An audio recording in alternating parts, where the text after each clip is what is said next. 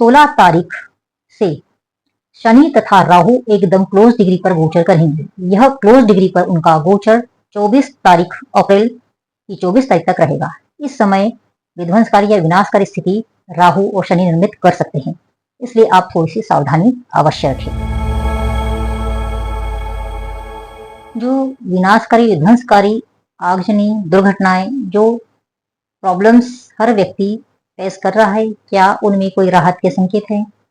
महिलाओं की स्थिति में क्या गिरावट होने की संभावनाएं बन रही है? क्या है देश के राजा की स्थिति? क्या अपोजिशन के हमले जारी रहेंगे? क्या कोई धार्मिक उन्माद हो सकता है? आदि सभी बातें हम जानेंगे मेष संक्रांति द्वारा। दोस्तों, सूर्य के राशि परिवर्तन से जो निर्मित चार्ट होता है उसे मेष संक्रांति या संक्रांति चार्ट कहा जाता है। तो सूर्य जिस राशि में प्रवेश करता है उस राशि के आधार पर उसे नाम दिया जाता है। तो वर्तमान में सूर्य मेष राशि में प्रवेश कर रहे हैं। सूर्य मेष राशि में प्रवेश कर रहे हैं 14 अप्रैल सुबह 3:22 पर। तो जो लग्न उदित हो रहा है वह कुंभ लग्न उदित हो रहा है। दोस्तों, हम कुंभ लग्न पर आगे बढ़े इसके पहले मैं कुछ जानकारी वर्तमान जो इस राशि चार्ट पर जो गोचर बना हुआ है उनकी स्थिति से कुछ समय आपको बताना चाहती हूँ, उस पर आप अलर्ट रहे। 16 तारीख से शनि तथा राहु एकदम क्लोज डिग्री पर गोचर करेंगे। यह क्लोज डिग्री पर उनका गोचर 24 तारीख अप्रैल की 24 तारीख तक रहेगा। इस समय विध्वंसकारी या विनाशकारी स्थिति राहु और शनि निर्मित कर सकते हैं, इसलिए आप थोड़ी सी सावधानी अवश्य रखें। साथ में शनि, राहु, शुक्र तीनों ही पूर्वा भाद्रपद नक्षत्र पर गोचर करेंगे।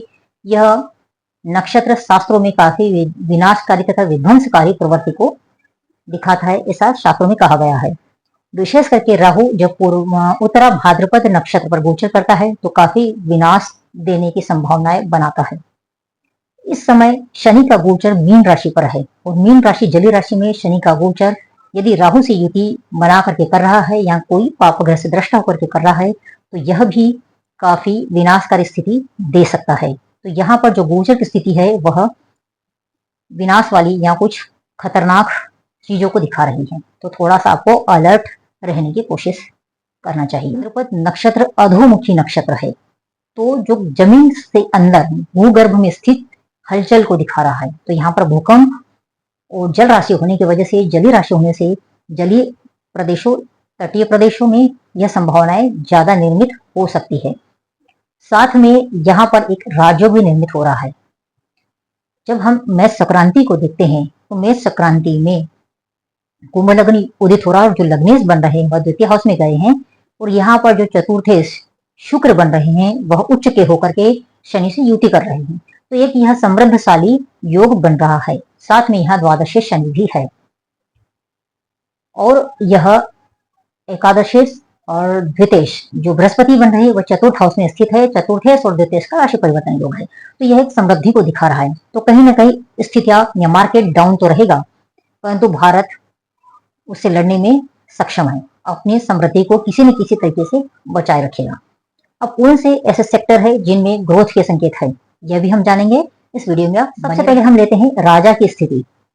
राजा की स्थिति को हम देखने के लिए जो केंद्राध्यक्ष है उसकी स्थिति को हम लग्न लॉर्ड लग्नेश से और दशमेश से देखते हैं। तो लग्न लॉर्ड यहाँ पर शनि बनता है। शनि अत्यधिक पीड़ित अवस्था में द्वितीय हाउस मारक हाउस पे गोचर कर रहे हैं जो द्वादशेश भी है।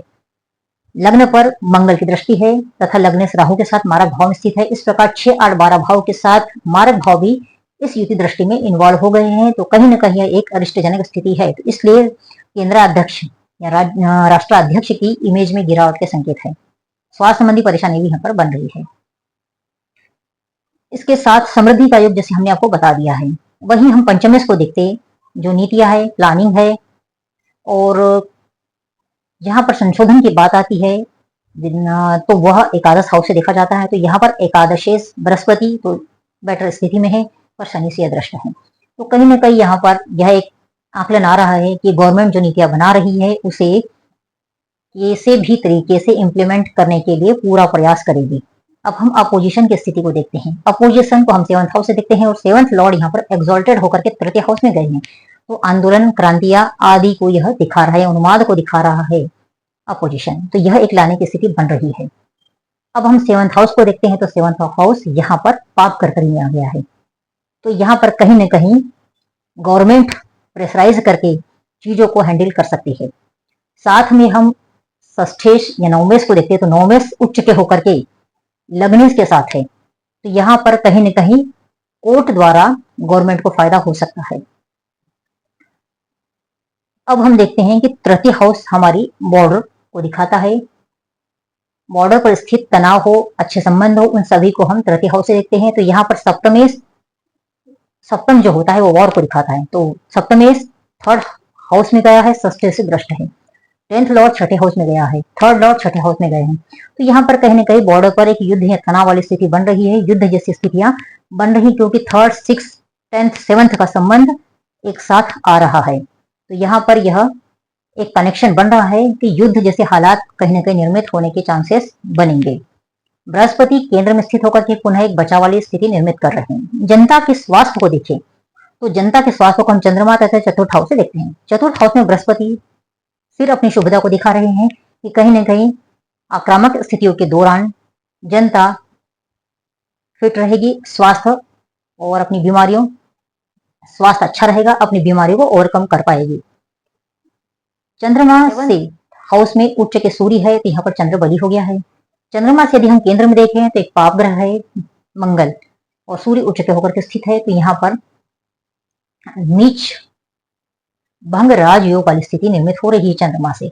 और चंद्रमा से छठे हाउस में शनि राहु की युति फिर आक्रामक स्थिति को निर्मित कर रही है। अष्टम हाउस में बृहस्पति है, तो यहाँ पर चंद्र कुंडली उतनी ज्यादा मजबूत नहीं है, फिर भी आक्रामक स्थिति को, और चंद्रमा पक्ष बली है, तो आक्रामक स्थिति को कंट्रोल करने की यहाँ पर एक स्थिति बन रही है। तो जनता तैयार है प्रॉब्लम को फेस करने के लिए। चंद्रमा पुनः राहु के नक्षत्र में है और राहु छठे हाउस में है, तो यहाँ पर फिर बीमारियों का एक संबंध बढ़ रहा है। लग्न को देखें तो लग्न यहाँ पर मंगल के नक्षत्र में है, तो मंगल फिर छठे हाउस में गोचर कर रहे हैं नीचे होकर के। तो यहाँ पर जो नक्षत्रों का संबंध फिर प्रॉब्लम दिखा रहा है। चंद्रमा से छठे हाउस में पाप ग्रह है, लग्न से छठे हाउस, यहाँ पर जो बीमारी वाला जो एक एस्पेक्ट आ रहा है वह चंद्र कुंडली से और लग्न कुंडली दोनों से ही आ रहा है। और प्रॉब्लम को, हर्डल्स को फेस करने के लिए दोनों ही कुंडली कहीं न कहीं मजबूत दिख रही है या नियंत्रण वाली बढ़ रही है। में कौन सी चीजें उछाल पर रहेगी, जैसे कि हम पहले बता चुके हैं कि शनि तथा राहु की युति चतुर्थ और द्वितीय का राष्ट्रीय राशि परिवर्तन योग समृद्ध कारी योग बना रहा है। तो यहाँ पर जमीन से जितने अंदर जो पदार्थ है, जैसे लिगेसे हैं, जीवाणु प्रौद्योगिकी, चर्म उद्योग है, औषधि उद्योग है, मेडिकल है, शिक्षा से रिलेटेड जो जितने भी सेक्टर है उनमें अच्छी ग्रोथ के संकेत हैं। वहीं बैंकिंग सेक्टर में कहीं न कहीं प्रॉब्लम दिख रही है। शेयर मार्केट की डाउन की स्थिति बनी रहेगी। इस महीने भी शेयर मार्केट में कुछ सेक्टर्स ऐसे रहेंगे जिसमें बैंकिंग सेक्टर है, खाद्य पदार्थों से रिलेटेड चीजों में भी कहीं न कहीं उछाल के संकेत तो दिख रहे हैं, परंतु जो जनता पॉइजनस चीजों को लेकर के कहीं न कहीं बीमार हो सकती है, इसलिए ऐसा विषाक्त भोजन खाने से बचे। बासी हो सकता है या बाहर से या गलत जगह से बना हुआ है, थोड़ी सावधानी बरते, क्योंकि यहाँ पे कॉम्बिनेशन बन रहा है कि विषाक्त भोजन, शनि राहु की युति द्वितीय हाउस पर है जो हमारे मुख को दिखाते हैं। तो यहाँ पर खाने से रिलेटेड जितनी भी चीजें हैं, और 4th लॉर्ड भी साथ में, और द्वितीय लॉर्ड बृहस्पति भी शनि से दृष्ट है। तो यहाँ पर खाने पीने से रिलेटेड चीजों में कहीं न कहीं झोल झाल बनने की संभावनाएं बन रही है, और गलत तरीके से चीजें, विषाक्त चीजें तैयार होगी, उनके भी भांडाफोड़ होने की संभावनाएं बन रही है। विषाक्त चीजें जो तैयार करते हैं, मिलावट वाली चीजें जो तैयार कर रहे हैं, ऐसी कंपनियों पर भी कहीं न कहीं गाज गिर सकती है, उनके भी उजागर होने के संभावनाएं बन रही है। आप अपना सात्विक शुद्ध भोजन घर पर बना करके उसे ग्रहण करें और बीमारियों से बचें। फेफड़े, गले तथा छाती से संबंधित बीमारियों के संकेत बन रहे हैं, इसलिए भोजन, खाने पीने की चीजों का विशेष ध्यान रखें। हम देखते हैं कि चीजों में काफी प्रॉब्लम्स दिख रही है।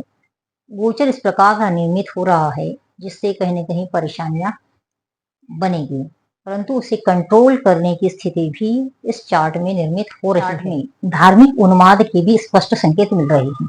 नवमेश उच्च के होकर के राहु के साथ है और नवम हाउस पर मंगल की दृष्टि है, तो कहीं न कहीं यह एक धार्मिक उन्माद के संकेत स्पष्ट कर रहा है। इस प्रकार गोचर इस प्रकार का निर्मित हो रहा है जिससे कहीं न कहीं समस्याएं आपको आ सकती हैं।